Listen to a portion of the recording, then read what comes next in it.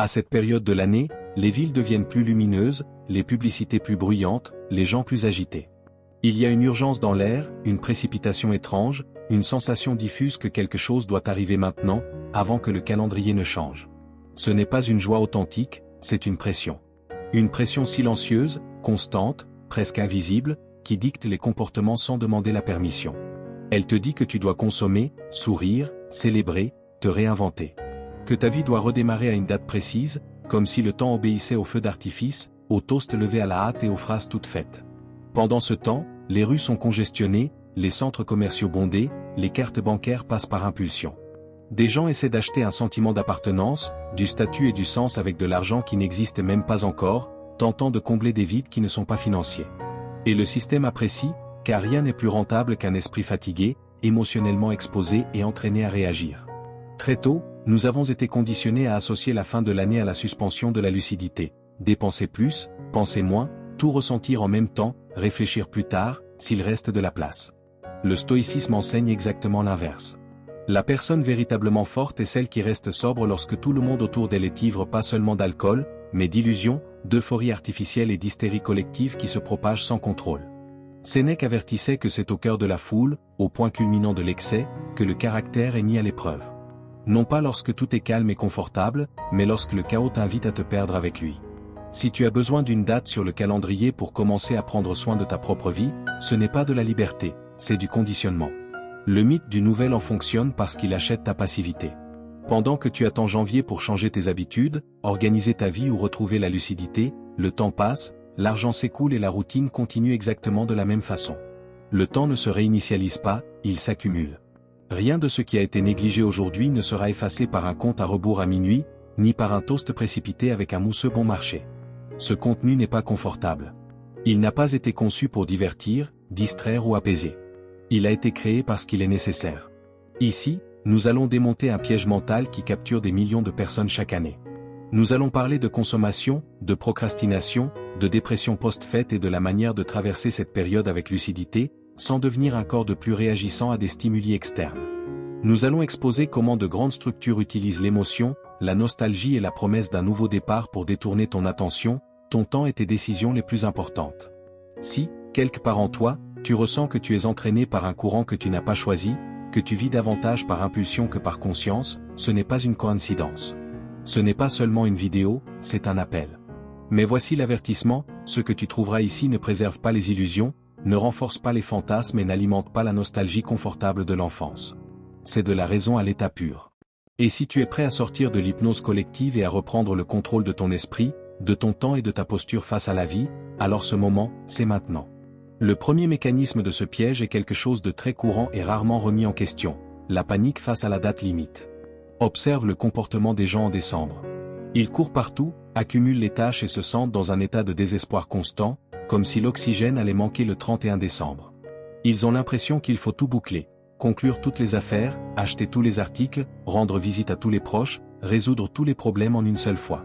Non pas parce que cela est rationnel, mais parce qu'ils ont été conditionnés à croire que l'année est une unité de destin fermée. Cette perception crée une anxiété artificielle.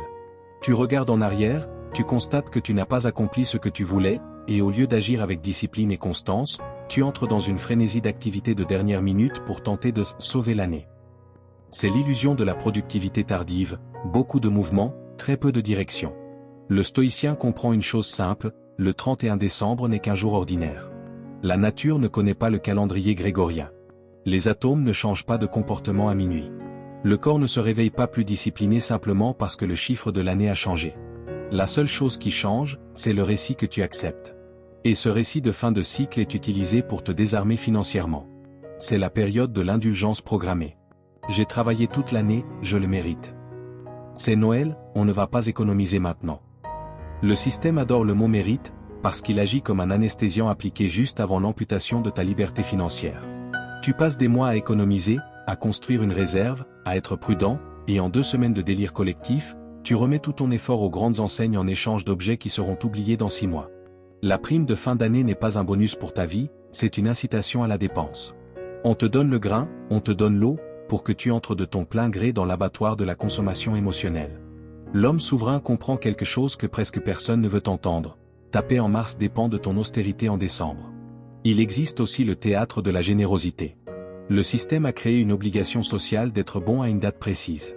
Si tu es aimable à Noël, mais que tu as ignoré le concierge de ton immeuble toute l'année, ce n'est pas de la bonté, c'est une mise en scène destinée à soulager la culpabilité. Le stoïcisme parlait de cosmopolitisme, l'idée que nous faisons tous partie de la même communauté humaine chaque jour, et pas seulement quand cela nous arrange. La charité stoïcienne est silencieuse, constante et rationnelle. La charité du système est bruyante, saisonnière et émotionnelle.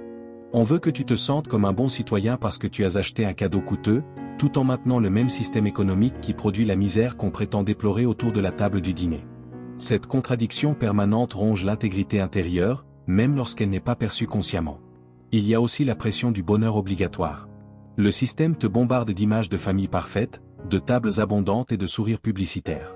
Lorsque ta réalité ne correspond pas à ce scénario, conflits familiaux, solitude, manque d'argent, tu conclus que tu as échoué en tant que personne. Et moins tu as confiance en toi, plus tu te sens perdant, et plus il devient facile de t'influencer et de te manipuler. Le système crée une attente irréaliste, puis vend le palliatif. Tu consommes pour tenter de combler le vide de frustration que la culture de la consommation elle-même a créé. Marc Aurèle rappelait que le bonheur ne dépend pas des conditions extérieures, mais de la qualité de nos pensées. Si ton bonheur dépend d'un dîner parfait ou d'une ambiance idéale, tu es devenu émotionnellement fragile sans même t'en rendre compte. Il existe également le piège du repos illusoire. Les jours libres de fin d'année n'existent pas parce que le système se soucie de toi, mais parce qu'il a besoin que tu reviennes fonctionnel.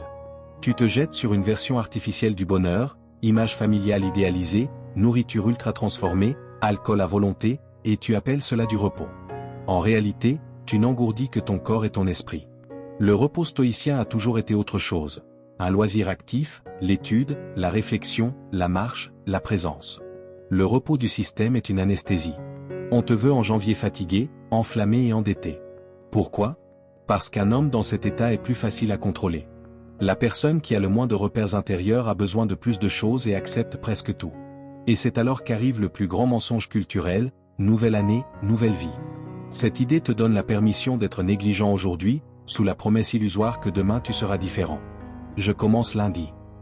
Après le nouvel an, je me concentre. Chaque fois que tu repousses le changement vers le futur, tu renforces le muscle de la procrastination. Le 1er janvier n'a aucun pouvoir magique. Si tu étais désorganisé le 31 décembre, tu te réveilleras exactement pareil le lendemain, simplement plus fatigué. Le véritable changement est intemporel. Il se produit maintenant, dans l'instant précis où tu décides de ne plus accepter de répéter le même schéma que ce soit un mardi ordinaire d'octobre ou une nuit de Noël. Le système adore les résolutions du nouvel an, parce qu'elles survivent rarement jusqu'en février. Ce sont des désirs, pas des plans. De l'euphorie, pas de la discipline. Tu achètes des baskets que tu ne porteras pas, un abonnement à une salle de sport où tu n'iras pas, des livres que tu ne liras pas.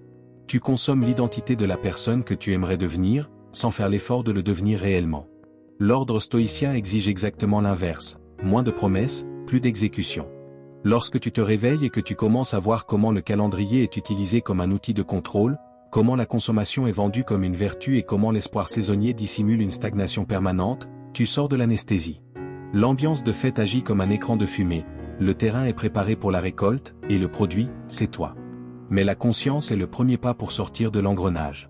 Quand tu cesses de ne regarder que les lumières et que tu commences à observer les câbles qui les alimentent, la machine cesse d'être invisible. Entrons maintenant dans la psychologie de la conformité familiale et dans le coût mental et biologique de ces fêtes. Parlons de la manière dont les réunions obligatoires agissent comme un frein silencieux à ton individualité, et comment l'excès sensoriel ronge la clarté mentale sans que tu t'en rendes compte. Il existe une pression invisible, presque religieuse, pour que tout le monde se réunisse à cette période. Ne pas y assister devient un péché, et remettre cela en question devient de l'ingratitude. Le système vend dans les publicités l'image d'une famille unie, mais en coulisses apparaît souvent un champ de mines, rancunes anciennes, lutte d'ego, remarques passives-agressives, comparaisons silencieuses, et une conformité qui te pousse à redevenir une ancienne version de toi-même. Épictète, l'un des grands maîtres stoïciens, disait que nous avons tous des rôles dans la vie, fils, frères, citoyens, mais il avertissait d'un point crucial. Ne jamais sacrifier son intégrité et sa paix intérieure pour plaire à un public. Ce qui se joue pendant ces fêtes est un vaste théâtre de masques, où l'on t'amène à jouer un rôle auprès de personnes dont, le reste de l'année, tu choisirais de garder tes distances. Le piège ici, c'est la conformité par culpabilité. Le système utilise tes liens biologiques comme des ancres émotionnelles pour freiner ton évolution. Peut-être as-tu passé toute l'année à te développer, à t'entraîner, à lire, à ajuster ton état d'esprit, mais il suffit que tu t'assoies à table pour que le poids des attentes tente de te tirer en arrière. Lorsque certains proches cherchent à te blesser, c'est souvent parce que ta croissance confronte leur confort. Quand tu refuses l'excès d'alcool, que tu ne participes pas au ragot, que tu maintiens une posture ferme, tu deviens un miroir. Et les miroirs dérangent. Ils se croient mieux que nous maintenant. Ils ne mangent plus rien. Cette moquerie est une tentative inconsciente de te rapetisser. C'est le fameux saut de crabe, dès que l'un tente de sortir, les autres le tirent vers le bas. Le système transforme ainsi la famille en geôliers involontaires. Le stoïcien observe ce théâtre avec ce que Marc Aurèle appelait la vision d'en haut. Il n'entre pas dans la lutte, ne cherche pas à prouver qu'il a changé, ne demande pas d'approbation. Il observe, comme un anthropologue dans sa propre maison. Il voit les schémas, les insécurités déguisées en plaisanterie, les tristesses cachées derrière des rires forcés. En retirant la charge émotionnelle, tu cesses d'être l'otage de l'ambiance et deviens maître de ta réaction. La véritable liberté n'est pas l'isolement, c'est pouvoir être au cœur du chaos sans le laisser entrer en toi. Si tu as besoin que tout le monde approuve ton mode de vie pour te sentir bien, tu es encore prisonnier de l'opinion des autres. Le stoïcisme t'enseigne la liberté de vivre sans approbation. Non pas parce que tu ne désires pas la reconnaissance, mais parce que tu comprends que la reconnaissance d'autrui ne change rien à ta valeur. Pendant ce temps, le corps subit une nouvelle attaque, le bombardement chimique. Le système sait qu'un corps enflammé soutient une pensée confuse. Décembre, c'est sucre, alcool, blé, graisse industrielle à leur maximum. Ce n'est pas une célébration, c'est une anesthésie collective. Quand tu te gaves de nourriture ultra transformée et d'alcool, le cortex préfrontal passe en mode économie d'énergie. La planification, la discipline et la vision à long terme s'effondrent. Tu deviens pure impulsion et l'impulsion est le consommateur parfait. Sénèque disait que la véritable épreuve du caractère est de traverser un banquet sans s'y perdre. Le dîner moderne n'est pas de la gratitude, c'est de l'excès destiné à faire taire les inconforts intérieurs. Et ensuite vient la facture. Janvier ne se contente pas de faire payer le corps, il fait payer le sens de la vie. Lumière clignotante, musique forte, trafic chaotique, foule compacte, ce n'est pas un hasard, c'est de la fatigue décisionnelle. Quand le cerveau est saturé, tu achètes n'importe quoi juste pour faire cesser l'agacement. Le stoïcien, lui, construit sa citadelle intérieure. Il voit les lumières comme de l'électricité, entend la musique comme du bruit, et ne permet pas au spectacle de dicter la valeur. Il existe une solitude profonde cachée derrière le vacarme de Noël. Nous sommes physiquement ensemble, mais chacun est enfermé dans une comparaison silencieuse. Le cadeau de l'autre est plus grand, le voyage plus cher, la famille semble plus heureuse sur les réseaux sociaux. Noël est devenu une olympiade du statut. Et comme le disait Marc Aurèle, celui qui entre dans ce jeu accepte une mauvaise métrique pour mesurer la valeur. Le coup final, c'est le temps mort, cette semaine ne compte pas. Après le nouvel an, je m'en occupe. Ceci est un mensonge opérationnel. Le temps ne s'arrête pas, la biologie ne fait pas de pause, les factures continuent de tomber. Pendant que beaucoup entrent dans un coma induit par l'excès, l'homme ordonné révise ses plans, ajuste sa trajectoire et prépare le terrain. Cet intervalle est une fenêtre rare d'avantages compétitifs. Le système veut que tu prennes des vacances loin de ta propre conscience. Le stoïcien, lui, ne prend jamais de vacances loin de l'excellence. La fête est pour eux, ton esprit n'a aucune raison d'en faire partie. C'est le piège qui commence au toast et se termine dans les factures. Peut-être ne t'es-tu jamais arrêté pour regarder janvier avec honnêteté, mais le schéma se répète chaque année avec la précision d'une horloge. L'argent disparaît, l'énergie chute, la motivation s'évanouit. Non pas parce que quelque chose a soudainement mal tourné, mais parce que tu es une fois de plus entré dans une saisonnalité de consommation conçue pour te maintenir sur place. Tant que tu resteras prisonnier de cette logique, dépenser maintenant, payer plus tard, promettre des changements pour plus tard, tu n'accumuleras jamais le capital nécessaire à ta véritable liberté. Le système ne veut pas que tu sois un investisseur. Il veut que tu sois un payeur de mensualité. Un homme dont le compte est dans le rouge en janvier n'a aucune marge de manœuvre. Il n'a pas le courage de démissionner, pas la clarté pour entreprendre, pas la paix intérieure pour étudier. Il est en mode survie. Exactement là où le système le veut.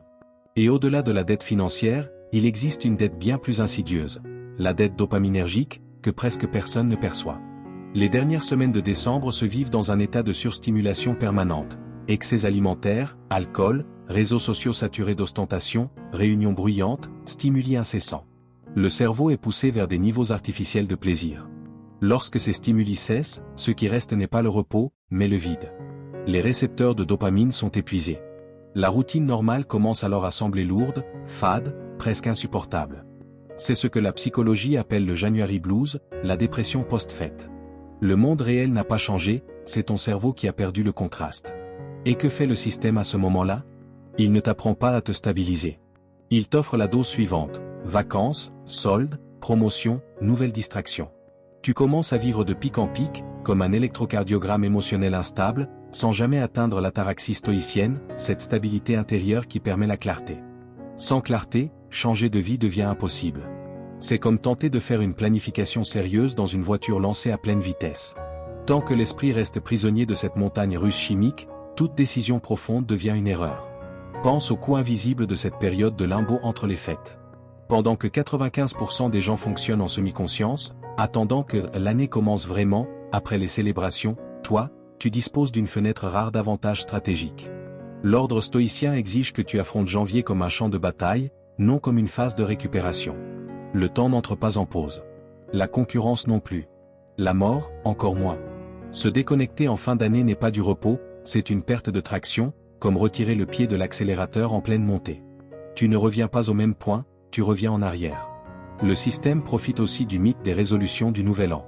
Observe comment les salles de sport se remplissent la première semaine de janvier, puis se vident avant même que l'année ne prenne son élan. Cours, régime, programme rapide vivent de ton enthousiasme momentané. Ils ne vendent pas la transformation, ils vendent le soulagement de la culpabilité. Au moment où tu paies l'inscription, tu as l'impression d'avoir déjà commencé. Cette fausse sensation de progrès tue l'urgence de l'action réelle. Le stoïcien ne fait pas de résolution, il maintient des standards. Si quelque chose est suffisamment juste pour être fait en janvier, cela l'était déjà en novembre. Ce n'est pas la date qui valide l'action. C'est la vertu de l'action qui valide l'homme. Maintenant, fais quelque chose d'inconfortable pendant 5 minutes. Ignore l'esprit de fin d'année et regarde les chiffres froids. Combien de paix as-tu vendu ce mois-ci en échange d'une approbation sociale? Combien d'heures de ta vie future as-tu hypothéqué pour acheter des cadeaux à des personnes qui connaissent à peine ton nom de famille? Le système t'a convaincu que l'amour se mesure au montant de la facture. Ce n'est pas de la générosité, c'est de la manipulation émotionnelle. Le véritable cadeau, c'est la présence, l'intégrité et l'exemple. Être un père endetté, ce n'est pas être un pourvoyeur, c'est être un homme tombé dans le mauvais piège. La résistance stoïcienne pendant cette période est simple, mais rare, être un point d'ordre au milieu du chaos. Pendant que tout le monde court dans tous les sens, toi, tu ralentis. Pendant que tous poursuivent les achats, toi, tu réduis. Pendant que les autres crient lors de toasts vides, toi, tu observes. Pendant que tous promettent de changer l'année prochaine, toi, tu corriges quelque chose aujourd'hui, pas demain. Tu n'as pas besoin d'une nouvelle année pour une nouvelle vie. Tu as besoin d'une nouvelle minute, d'une nouvelle décision, d'une nouvelle discipline. Le système veut que tu crois que tout est à l'arrêt en ce moment. Ce n'est pas le cas. Il veut que tu baisses la garde afin d'extraire le maximum juste avant le changement. Ne fais pas l'erreur de penser que l'effort de janvier compensera la négligence de décembre. Janvier sera entièrement consommé à colmater des brèches. Tu courras simplement pour rester au même endroit. Le véritable avantage stratégique consiste à maintenir la pression quand tous relâchent l'accélérateur. Si tu maintiens ton alimentation, ton entraînement et ton travail avec discipline pendant les fêtes, tu entreras en janvier déjà en mouvement. Et celui qui entre en mouvement n'a pas besoin de motivation, parce qu'il ne s'est jamais arrêté. Observe la publicité à cette période, couleurs chaudes, musique douce, nostalgie, sentiment d'appartenance. Ce n'est pas un marketing innocent, c'est de l'ingénierie émotionnelle. On ne vend pas des produits, on vend une anesthésie temporaire. Et quand l'effet disparaît, la douleur revient plus forte, alourdie par la déception. Le stoïcien préfère la douleur de la vérité à l'anesthésie du mensonge. Ici, tu as vu l'engrenage, dette financière, intoxication chimique et fausse espérance. Maintenant que tu as vu le mécanisme, tu ne peux plus prétendre que tu ne savais pas.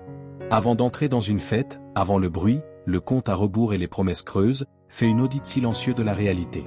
Applique la technique du memento mori au milieu du salon de fête. Regarde autour de toi avec une attention réelle, pas avec une émotion empruntée. Les cris, les rires, les lumières, les accolades répétées, poussent l'exercice jusqu'au bout. Imagine cette même scène dans 100 ans. La salle sera silencieuse. Les personnes seront poussières. La date elle-même, le 31 décembre 2025, ne sera qu'une note insignifiante, oubliée même par les livres d'histoire. Cette perception retire la gravité artificielle que le système impose à ces dates. Elle ne t'attriste pas, elle te rend lucide. Elle t'offre une calme glaciale. Si tout cela est passager, pourquoi ressens-tu tant d'anxiété à publier la photo parfaite? Pourquoi es-tu triste de ne pas être à la bonne fête? Les bonnes personnes sont celles qui sont là, au bon endroit. La seule chose qui survit au temps, c'est la qualité de ton caractère et les œuvres que tu construis avec discipline. Le reste n'est que fumée. Marc Aurèle écrivait pour lui-même, dans les Méditations, cette phrase comme un rappel, « Alexandre le Grand et le conducteur de ses mules sont morts, et la même chose leur est arrivée à tous les deux. » Lorsque tu comprends ton insignifiance face au temps, tu deviens invulnérable aux manipulations du calendrier. Les dates perdent leur pouvoir, les attentes collectives s'effondrent. Pour planifier 2026, abandonne l'espérance et embrasse la raison. Le système vit d'espoir, l'espoir que le gouvernement change, que l'économie s'améliore, que la chance apparaisse. Le stoïcien ne vit pas d'espoir, il vit de principe. Au lieu de dresser une liste de choses que tu veux posséder, fais une liste de la personne que tu décideras d'être, quoi qu'il arrive. Je serai l'homme qui se lève à 5 heures du matin, même quand il fait froid et que c'est inconfortable. Je serai l'homme qui ne dépense jamais plus que ce qu'il gagne, même quand tous dépensent pour impressionner. Je serai l'homme qui dit la vérité, même lorsque cela lui coûte l'approbation des autres. Tu remarques la différence. Tu ne demandes rien à l'univers. Tu déclares une identité. Ton ordre intérieur doit être si solide que, si 2026 apporte une crise économique, une pandémie ou un désastre personnel, tu restes fonctionnel non pas intact, mais debout et ferme. Le système contrôle les résultats. Toi, tu contrôles le processus. Et c'est dans le processus que réside ta souveraineté. Une tactique fondamentale du système est l'espoir. Il te pousse à croire que demain compensera ce que tu négliges aujourd'hui. Pour briser le piège de janvier, une stratégie clé consiste à attaquer en avance. Pendant que le monde est en gueule de bois physique et existentiel durant la première semaine de janvier, toi, tu entres en intensité maximale. N'attends pas lundi. N'attends pas la fin des vacances. N'attends pas que le climat s'améliore. Commence le projet le plus difficile le 1er janvier, à 6 heures du matin. Pourquoi ? Parce que la résistance psychologique collective est alors à son niveau le plus bas. Le système s'attend à ce que tu dormes, que tu te plaignes ou que tu promettes de recommencer bientôt. Quand tu agis pendant que le monde dort, tu crées une déviation statistique. Tu envoies à ton propre cerveau un signal clair, tu n'appartiens plus à la masse. Ce mouvement initial est ce qui te soutiendra lorsque l'euphorie des autres s'éteindra en février. L'habitude est un moteur que tu allumes en décembre pour qu'il tourne à vitesse de croisière en janvier. Méfie-toi du piège du pardon automatique. Le système murmure souvent, ne sois pas si exigeant, c'est la fin de l'année. Si tu n'as rien réglé jusqu'à aujourd'hui, tu compenseras l'année prochaine. C'est la séduction de la médiocrité. Si tu as rompu ta discipline alimentaire en décembre, ne t'absous pas émotionnellement. Compense par plus de rigueur. Si tu as trop dépensé, réponds par une austérité patiente. Ne permets pas que l'ambiance festive efface la causalité de tes actes. Le caractère est comme une sculpture de marbre. Chaque coup mal porté laisse une trace. Tu peux polir ensuite, mais le marbre se souvient. Traite chaque jour de décembre avec la même rigueur morale qu'un jour de travail décisif. La vertu ne prend pas de vacances. Lorsque tu traverses la nuit du 31 décembre, pratique une bienveillance distante. Sois avec les autres, sois poli, souris, mais protège ton noyau intérieur. Imagine que tu es un ambassadeur d'un royaume lointain, le royaume de la raison, visitant une tribu qui célèbre des rituels bruyants. Tu participes par respect social, non par croyance. Cette posture te protège de la contagion émotionnelle de la foule. Tu es présent, mais ton trône demeure à l'intérieur de toi. Le système veut que tu te sentes vide maintenant, afin de tenter de te remplir avec des fêtes. Moi, je veux que tu sois déjà plein, pour que les fêtes ne soient que du bruit. La vie est trop courte pour être vécue en spasmes annuels de lucidité. Vis en état de veille permanente. Le système déteste l'homme constant, car il ne peut pas être manipulé par des promotions saisonnières. Tu entres dans la quinzaine la plus dangereuse de l'année. Le monde tentera de te convaincre d'être moins que ce que tu es. Il t'offrira de l'alcool pour oublier, des cadeaux pour combler le vide, et des promesses pour retarder l'action. Refuse ce qui t'affaiblit. Accepte uniquement ce qui correspond à l'homme que tu as décidé de devenir. Utilise la nouvelle année pour pratiquer le silence intérieur. Utilise le 1er janvier pour montrer au système que tu n'es plus l'un des siens. La souveraineté n'est pas une destination. C'est un exercice quotidien. L'année 2026 ne sera pas meilleure que 2025. Elle aura les mêmes problèmes, les mêmes injustices et les mêmes tentations. La seule variable qui change l'équation, c'est toi. Cesse d'attendre un monde meilleur. Commence à devenir un homme plus fort. Le système continuera de tendre des pièges dans le calendrier. Toi, tu continueras d'avancer. Tu marcheras entre eux avec la boussole de la raison. L'esprit de fin d'année est une invention du marketing. Mais l'esprit de souveraineté est une conquête de l'âme. Si tu as compris que le calendrier ne gouverne pas ton destin, déclare-le maintenant, le calendrier ne me gouverne pas. En écrivant cela, tu ne fais pas un simple commentaire. Tu coupes les fils de la marionnette. Et si ce contenu t'a aidé à voir la vie avec plus de clarté, abonne-toi à la chaîne. Ici, nous avançons ensemble, en pensant avec lucidité, en grandissant avec constance et en construisant une force intérieure, un jour à la fois.